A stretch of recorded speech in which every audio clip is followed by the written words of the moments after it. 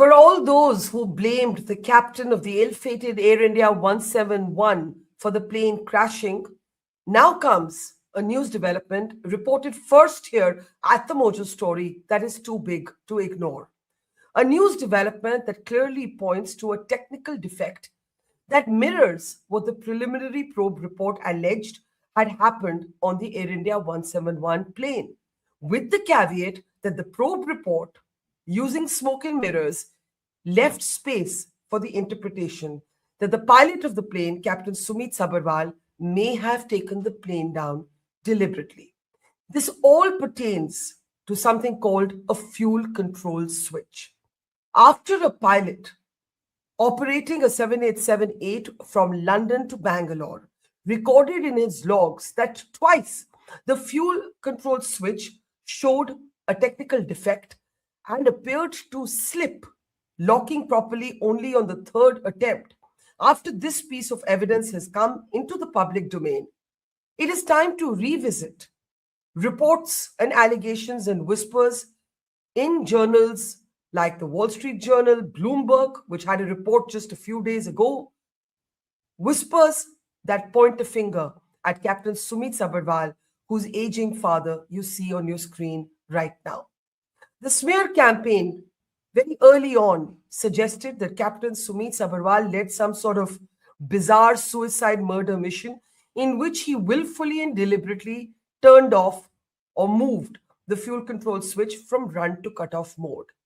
Now that something quite similar took place on the same model of aircraft, and the pilot recorded it in his logs and said it was only at the third attempt that the switch locked as it was meant to, the question must be asked, what does Boeing say now? What does the AAIB say now? What does the DGCA say? What does the Ministry of Civil Aviation say? And above all, will the probe panel now re-examine the direction of its investigation? Remember, Sumit's 91-year-old father is in the Supreme Court asking for a fresh probe after members of the probe panel met him on the pretext of condolences and then told him that his son was responsible for the crash. We're now looking at our first very clear post-crash documented complaint by a pilot of a technical defect on the 787-8 that pertains, he says, to the fuel control switches. The fuel control switches were at the heart of what took place, according to the preliminary probe report, when Air India 171 went down. So is it time to throw the suicide theory out of the window? And how will Boeing respond? Let me introduce our three expert guests on the program today. Captain Sharad Panikkar is with us. He's flown this very Dreamliner for 10 years plus. Good to see you, sir. Also joining us is Captain Randhawa, who leads the Federation of Pilots. The FIP is also in the Supreme Court asking for a court-monitored fresh probe. And also joining us is Professor Aditya Paranjpai at the Monash University, who's been following this case from the very beginning. I want to start with you, Captain Randhawa, if I may.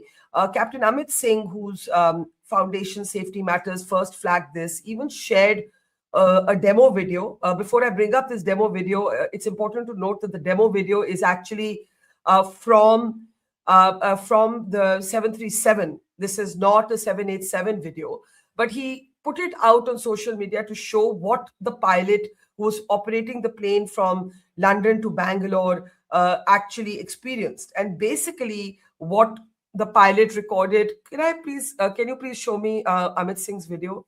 What the pilot actually recorded in his logs, Captain Randhawa, was that as he very gently sort of touched the switch, it didn't lock as it was meant to. How do you see the importance of what has happened, this new fact that has emerged, Captain Randhawa? Can't hear you, sir. The fuel control switches which are fitted on the 787 are quite akin to the ones which are fitted on the 777 aircraft. Now, from day one of the accident of 12th June, we have been reiterating that there is an electrical problem with the aircraft, which has uncommandedly moved the fuel control switches to cut off, rather than what the AIB has been giving a short script of the CBR recording in which they said that which pilot had switched off the fuel control switch. Point number one, if you recollect, Barkha, we had on our show Miss Mary, who was the Director General of the US Transport, and she also agreed that the 17th February 19 ANA flight into Osaka, both the fuel control switches moved in an uncommanded position from uncommanded way to the cutoff position during landing. Now, what we foresee that in the Ahmedabad crash, this has happened on takeoff. That happened on landing. This happened on takeoff. Now, see the fun. The third one now happens on the ground in the pre-start. When the aircraft is starting engines, the pilot has moved the fuel control switch from cutoff to run, and it has not electronically engaged, though there is a mechanical lock too, but it is electromechanical lock. Now this has slipped down. He tried it again, it again went to off. The third time he was successful and it held in the run position, and the pilot continued the flight. Now, I have shared one document with you of July 25. This was an advisory by the Boeing. If you see para 2.1, the last sub-para, and it says, I will quote, it says, immediately report any perceived looseness, missing detent, feel, or uncommanded movement of the switches during any phase of flight via the company's safety reporting system, which is the flight report book. So, going by this is after the crash, though. No, here I am talking about on 2nd February's incident. I'm talking. No, sir. This advisory is from when?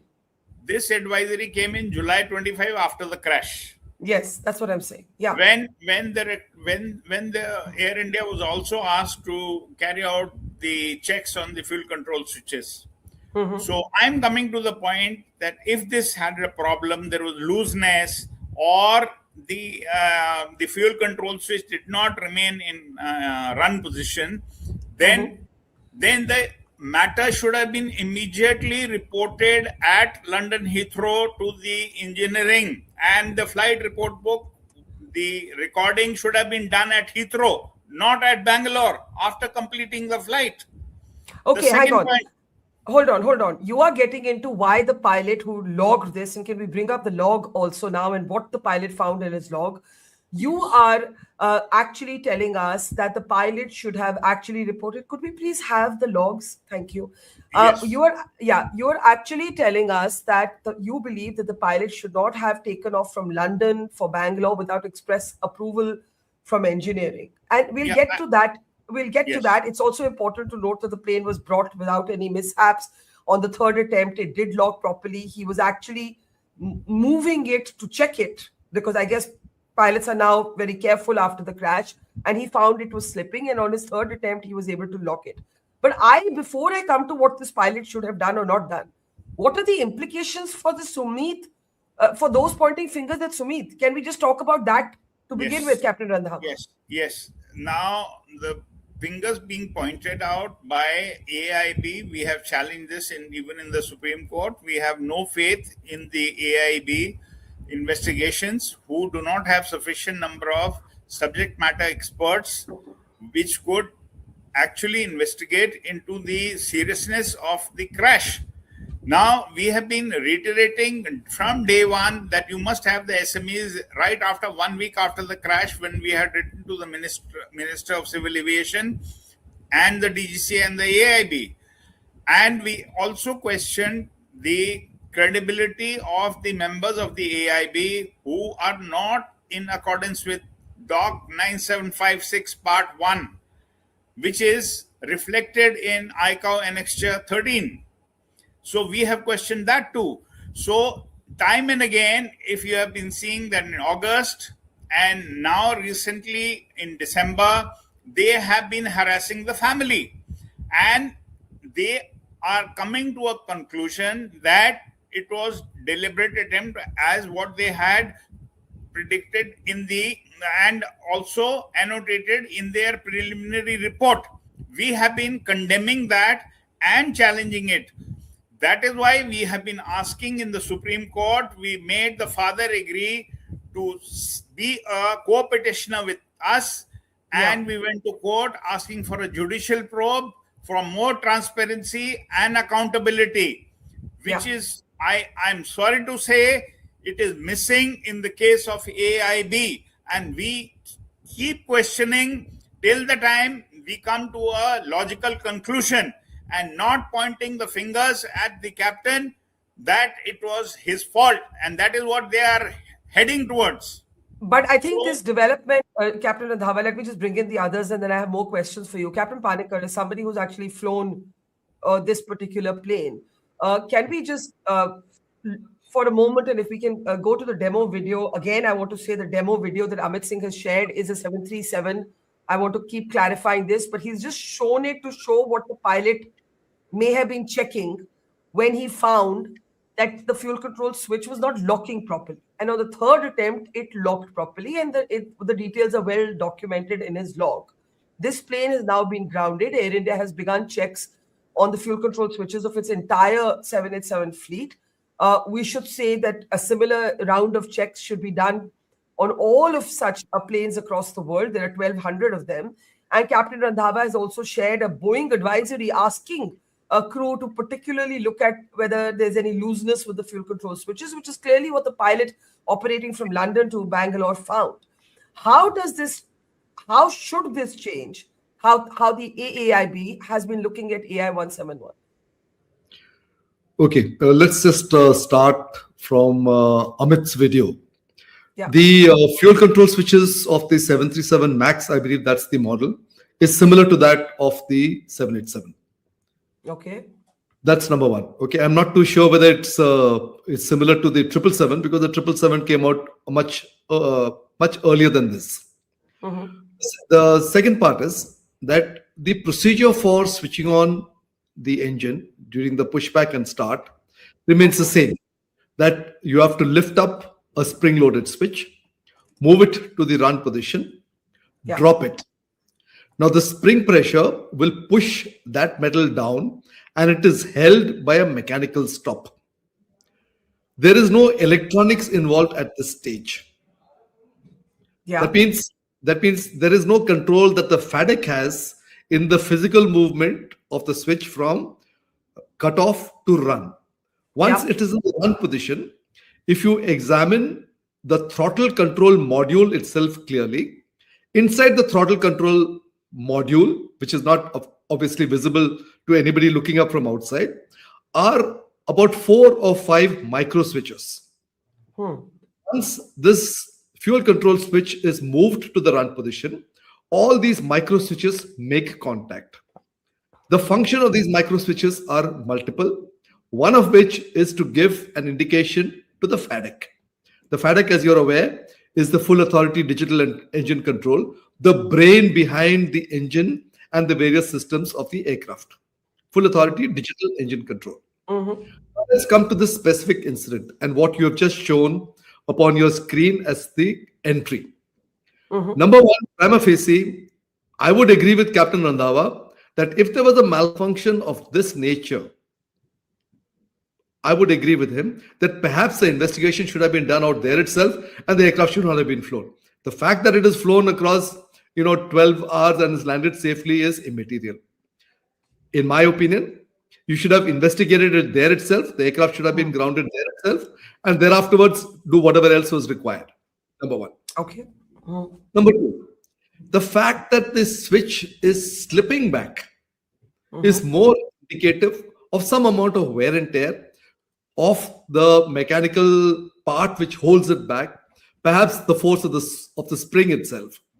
Now, why this sort of a thing is happening is clearly been brought out by Boeing itself, post their the circular which came out in July.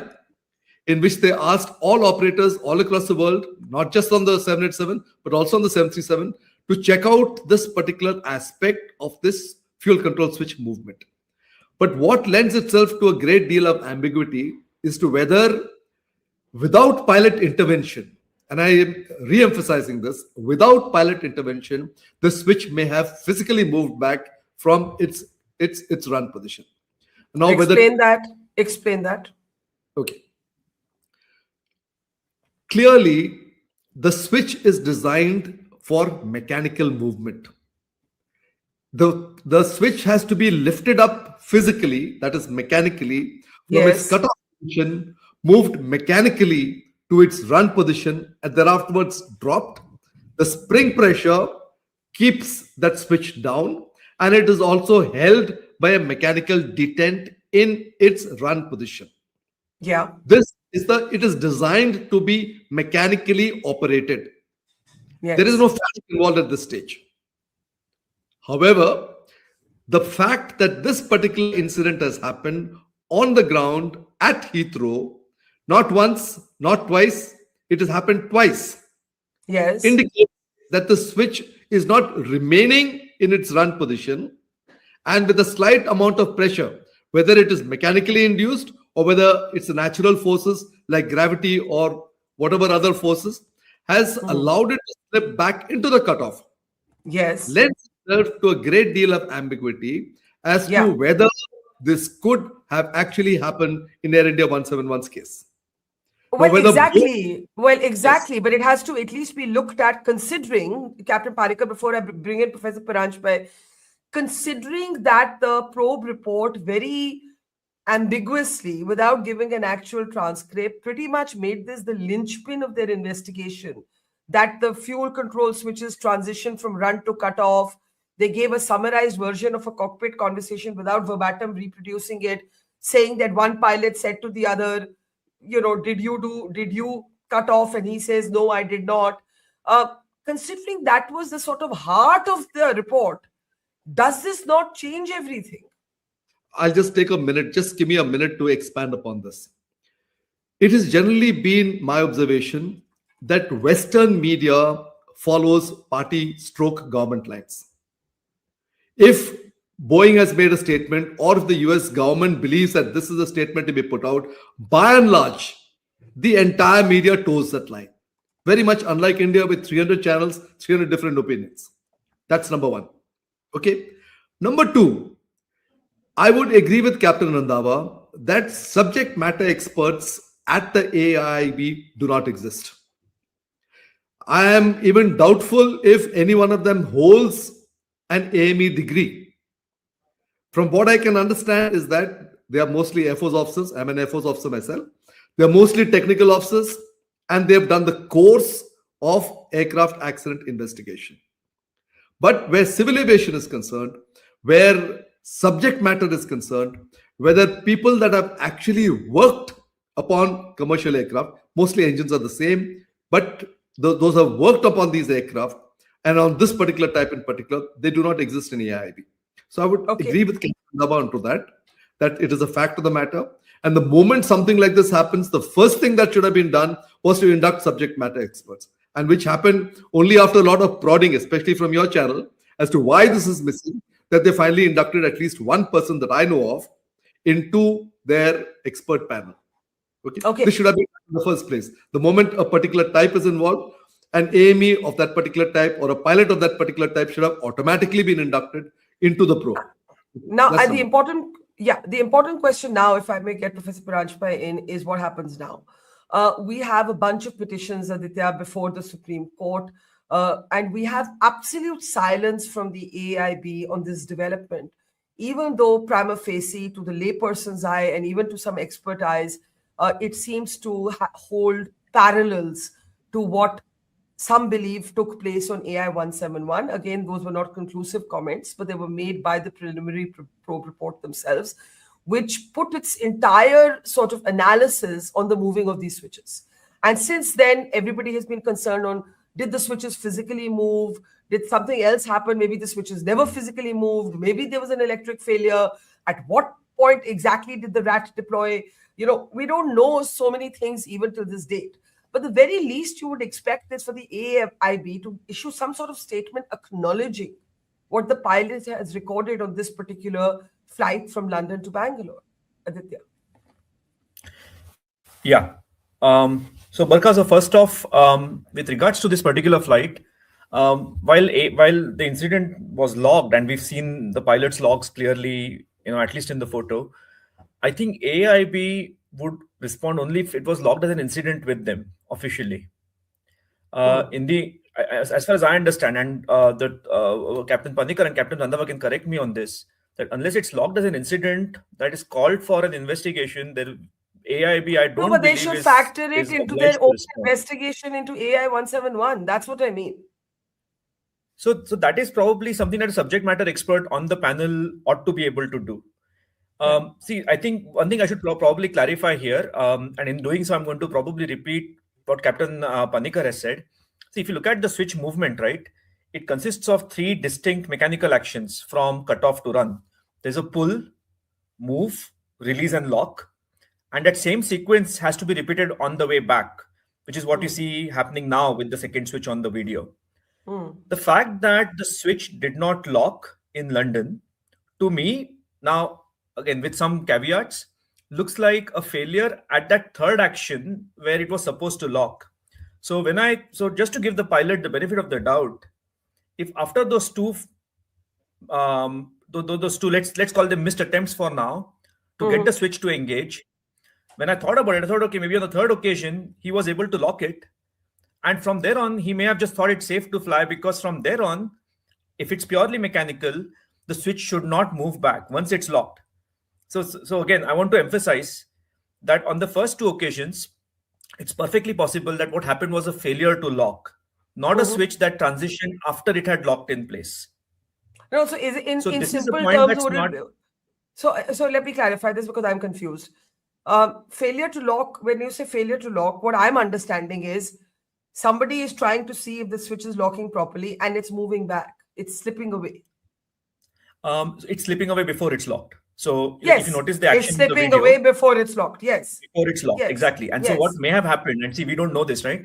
The pilot may have just been able to lock it the third time around, and once it's locked, Yeah, clearly, it seems clearly okay. he was able to lock. From what one understands, he was able to lock it the third time. And that absolutely, and from there on, again, if you have to move the switch back from that position, it needs to go through that entire sequence of lift, move, and release. So in that sense, I suppose you could give pilot the benefit of the doubt here and say, okay, once he's able to lock it, it seems to be okay. And I think that's also what I suppose Captain Panikar was trying to hint at, that it's a series of mechanical actions. And the other thing I should probably point out here is, if you look at that report itself, that yellow colored document where the pilot registers it, Yeah. you notice that on top, that's remark number 2. The first remark that he makes is the aircraft veering to the left, right? That has incidentally, I don't think it has anything to do with this locking mechanism, but when I looked at that report, it occurred to me like, okay, he's put in all the details, but it's possible that he didn't think this was such a major issue, because he thought veering probably was something that to report first. So he reports it, and then he puts this in saying, look, this has also happened, by the way, on this airplane. Look, I could be wrong, but to my eyes, when I read those 2 lines, that's the sense I came back with. Okay. And consequently, so he's put it in the system that, look, this has happened. But also, let's not forget that at this point, we are still in the shadow of AI 171, in the absence of a released report. And consequently, Air India reacted for obvious reasons, because they really don't want to go on the wrong foot at any point in time. So they've They grounded reacted. the plane. Yeah. Exactly. And I think that's Yeah. probably what has happened. But again, until they report it and demand an investigation, or someone submits a formal report detailing the chain of events, it's very difficult for us to decipher exactly how this has panned out. But like I said, as far as the pilot is concerned, while I perfectly respect this view that maybe this should have been investigated in London itself. There is, like I said, there is this sequence of 6 actions that have to happen before the switch goes from cutoff to run to cutoff. And what seems to have happened is a failure in just one of those steps. And once the lock engaged, the pilot would have probably deemed it safe to continue the flight. So I would probably give him the benefit of doubt on that. I think that's Now, the fair. other point Yeah. Go ahead. No, please go ahead, Barkha. No, I was just going to say, what are the implications? Because it's in the shadow of AI 171, because it seems to hold this parallel, what is the implication for that investigation? Correct. Yeah. So look, I mean, that's still ongoing, obviously. But I think the one thing that you noticed again, I mean, I think we should remind our viewers from the report, the preliminary report, the word that was used was transition. Yeah. And I think I could be wrong again, gentlemen, but I think the word transition was almost an implicit acknowledgement that they weren't sure if it was a movement that was recorded, possibly as like a false positive, or whether it was a genuine mechanical movement that was correctly recorded as a movement. And to that extent, I think they were not sure themselves whether it's actually a mechanical movement that's been registered correctly, or a transition that has been accomplished by software or because of a fault, but not really a mechanical movement. And to that extent, the word transition was used. Yeah, I think let me bring in Captain Randhawa on this. I think the problem, Aditya, is that while the preliminary report did not specify and therefore use this passive word called transition, it then followed it up with two sentences that purportedly referred to a cockpit conversation without producing a transcript of that conversation, which has led to speculation in sections of media, particularly in the West, that this was a deliberate act by the pilot. Now, before I come to Captain Randhawa, I met with the father of Sumit some weeks ago. This is his only interview to date. And one of the things that he disclosed, and Captain Randhawa has shared this also, is that when members of this AAIB came to meet him, they came to meet him on the pretext of offering condolences. So he agreed to meet them. And then when they met him, they effectively blamed his son for taking the plane down. And that's when he got very, very agitated, very, very upset. And he decided to become a co-petitioner with the FIP in the Supreme Court. I'm just going to play out that clip and come right back to you, Captain Randhawa. Take a look. Two people came to condole. From the probe panel. They Yes. said that we are the investigators. Yes. But while talking and all that, this we are sharing and we are doing this thing and all that. But suddenly, one of them said that he had a suicidal tendency. This had hurt me like hell. I told him that he was a professional pilot and well experienced, and he knew his job very well, Yes. and it is incorrect. I do not know what a man can do in that few seconds, less than 10 seconds, what he did. Because as the profile of the flight, which was shown on TV, I feel it was a balanced flight till lost. Yeah. But here the words, there is no thrust and I'm sinking, or something like that, I'm losing height. Yeah, because we don't have the exact transcript. So that was visible, and this mayday he has said. Yes.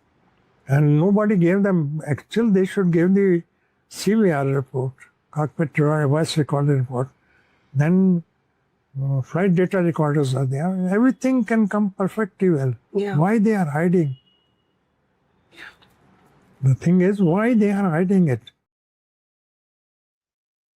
Right. And so, he said very movingly that it hurt him like hell. And that's why, Captain Randhawa, he decided to fight alongside you in the Supreme Court.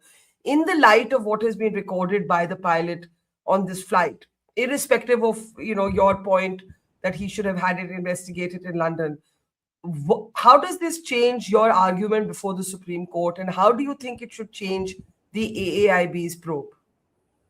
See, first and foremost thing I would like to bring out is what Panikkar and Aditya have shared, that it is a total mechanical movement. I bought out the incident at Osaka. So I want to ask both these gentlemen, if it was a mechanical lock, then how did the fuel control switches moved in an uncommanded movement into cutoff position?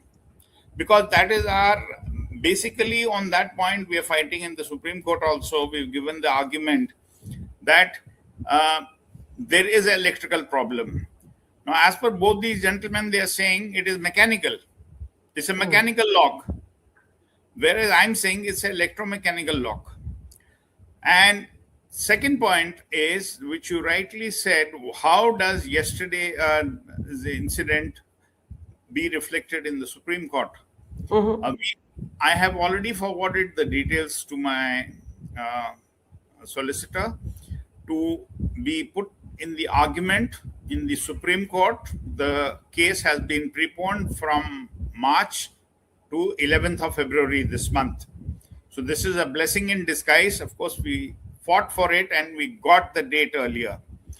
And we are going to use this yesterday's incident, which happened on the 787-800 aircraft at Heathrow, and going to be used as an evidence in the case that this is the third time there has been an uncommanded movement of these fuel control switches. So it carries a lot of weight, and we are sure that the court is going to admit these points which are being highlighted now.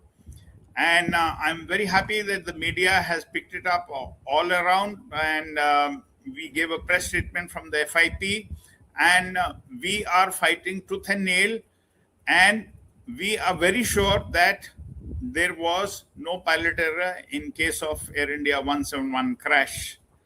And this is being used as a bogey by the AIB, and they were heading towards that, and they would be shaken up by what has happened yesterday. Barkha. Yeah, so let me bring in Captain Panikkar now. Captain Panikkar, Captain Randhawa says this is going to come before the Supreme Court, the third time that there has been uncommanded movements of the switches. How do you see this changing the course of the investigation? Captain Panikkar? Yeah, Yes. let me just counter Captain Randhawa. As far as the electromechanical part of the switch is concerned, okay, let's just specifically refer to the ANA incident. Now, the FADEC, as per the book, is supposed to operate to cut off the engines only on the ground. Okay? Yeah. This is the design philosophy. What happened in the ANA case was a premature movement of the thrust reversers before the aircraft had touched down, which gave as part of the inputs to the FADEC that the aircraft is on the ground before the actual touchdown. And this has led, again, via a malfunction, to both the engines being cut off via the FADEC. Yeah. Okay. The design of the aircraft, of the FADEC, is to intervene only on the ground. However, if there are some inputs which come to the FADEC indicating that the aircraft is on the ground via a malfunction or otherwise, the FADEC could still believe that it is authorized to cut off a particular engine or both the engines in the air. Am I clear on this? Yes. Okay. Yes, kind of. Yeah. Okay. No, basically what I'm trying to say is that if the FADEC has cut off the engines while it is in the air, it is a malfunction. Whether it be software driven or whether it be a cascading system of failures, electronic/electrical failures, which have led to this, besides the point. The design of the system is to intervene only on the ground. The FADEC cutoff is only on the ground. That's how it is designed.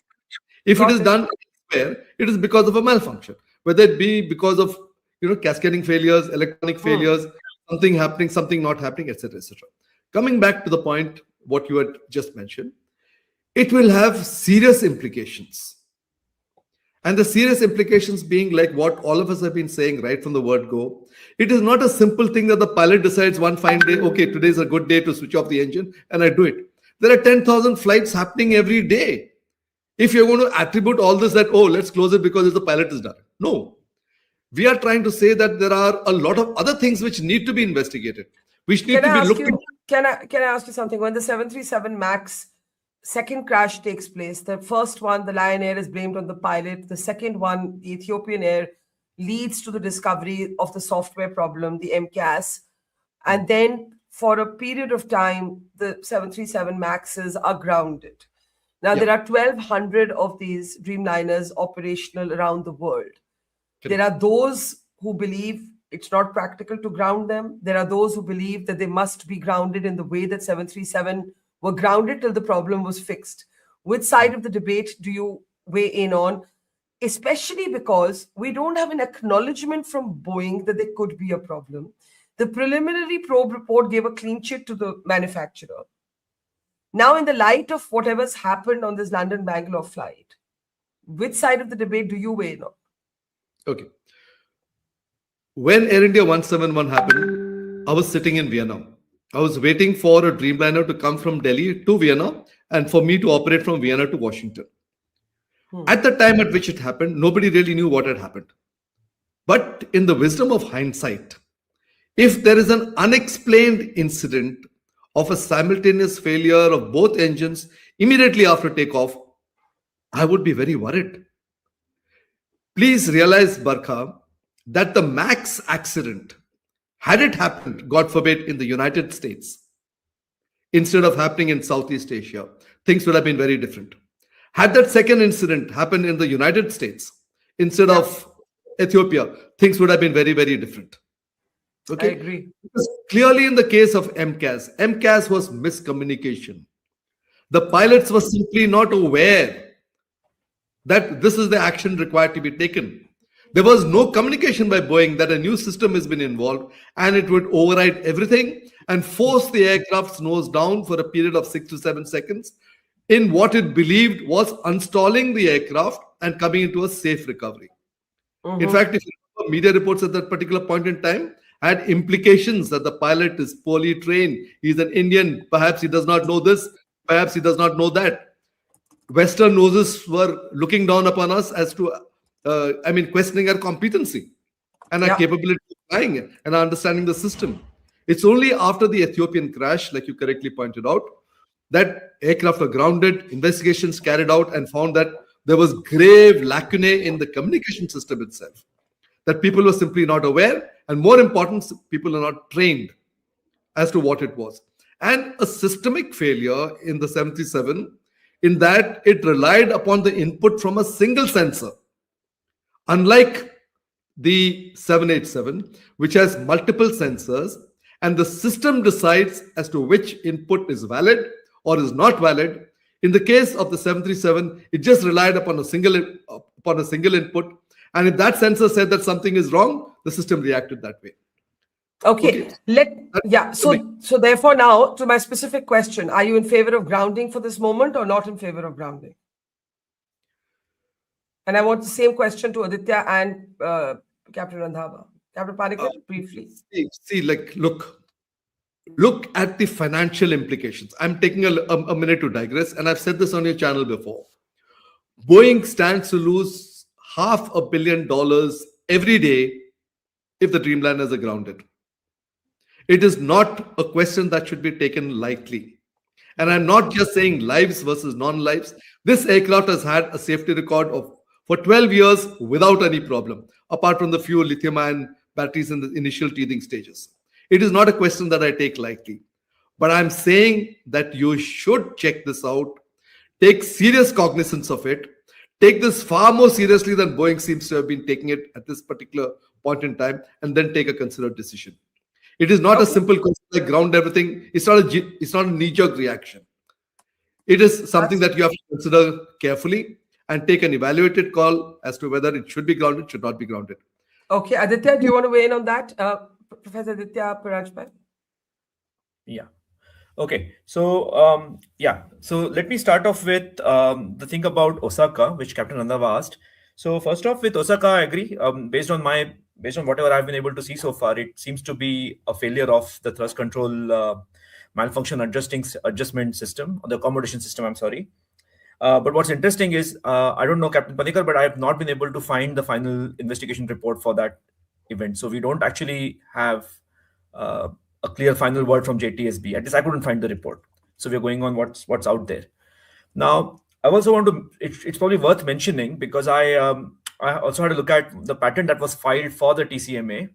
The TCMA as a system, the thrust control malfunction adjustment or accommodation system, I'm sorry, is meant to prevent high thrust episodes at multiple points of time in the flight envelope, not just on the ground, but even after the plane lifts off. If you're in a high thrust climb, it can sometimes be deleterious. So even at that point, it's meant to pull the thrust down depending on how it perceives the flight condition to be. So yeah, so to add to your question now, Barkha, about the grounding of the Dreamliners, I'm inclined to agree with Captain Panikar that it has to be a considered decision. I mean, the financial implications, not just for Boeing, but also for the number of airlines that operate the 787 are massive. I've also said this earlier that the plane has had an excellent safety record, but at the same time, we don't know what's gone wrong with Air India. So certainly, it has to be taken seriously.